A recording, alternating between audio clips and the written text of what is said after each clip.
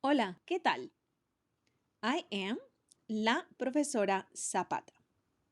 In today's video, we are going to talk about other consonants sounds.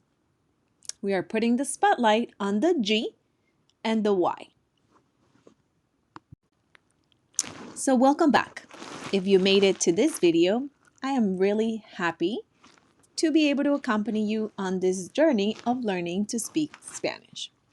Remember that each sound of the words will try to mimic an English speaker pronunciation. Let's get started. We are going to start with the letter G. En español, G. G. Did you know that the fifth consonant of the Spanish alphabet, meaning letter G, changes its pronunciation? It all depends on the vowel that follows it. You may ask yourself, how do I know to pronounce the sound of the G correctly in Spanish? Here are a few things to keep in mind. There are 4 things we will discuss. Let's start with number 1. If the G is followed by the vowels A, O, or U, A, O, U, the pronunciation is like the word gato, which means cat. G, g, gato. Ejemplos. Gorra. Don't forget to double your R. Gorra, which means hat. Gorra. Gusano. Gusano, which means worm. Gusano. Let's look at number 2. If the G is now followed by the vowels E or I, that will be E, E. It sounds like a J, but to those of us who speak Spanish, I don't think it sounds like a J for an English speaker, but you can let me know that in the comments. So, just like the word generoso, which means generous, you can look at my pronunciation in English for the Spanish word that I wrote it with an H rather than a J. Let's see. Ejemplos.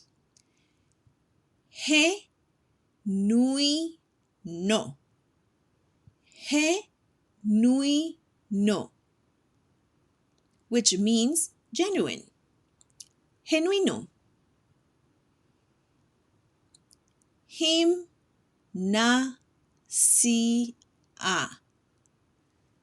Gimnasia, which means gym class. Gimnasia. And notice, if I would have written a J, I think most English speakers would be pronouncing that as gymnasia, which is not correct. So I decided to change that J to an H. Hope that helps. Again, gimnasia. Gimnasia. Here are the last 2. There are words that make the G sound like in the first one we saw, gato. But the vowels used are E or I. E, E. Those words need the vowel U, between the G and the U. Let's take a look at some ejemplos. Guerra. Guerra. Don't forget the double R, which means war. Guerra. Guitarra. Guitarra, which means guitar. Guitarra. And the last part is we also have what we call diéresis, diéresis, which are just two little dots over the U to pronounce the U between the G and a vowel like E or I. Let's look at the ejemplos. Pingüino, pingüino, which means penguin, pingüino. Vergüenza, vergüenza, which means shame, vergüenza. Okay, so to review the sounds, here's what we learned. The sounds of the G and different vowels. The first one, the G. Ga, go, gu. The second one, if there's a U. Ge and gi. And now, if the U has the two little dots, which are called diéresis, and that is for you to pronounce the actual U. If you look at the second one, that U doesn't really have a sound. I'm going to go back to it. Ge, gi. You don't hear the U. But if you go to the last one, where you have the diéresis, the two little dots over the U, you do have to make the sound of the U. Like gu-e, gu-i. I'm going to say them all one more time. Ga, go, gu, ge, gi, gue, gui. And the last part of our video, it's the Y, the sounds of the Y. Je or Y. Remember, those are the two ways that you can call the letter Y. Je or Y.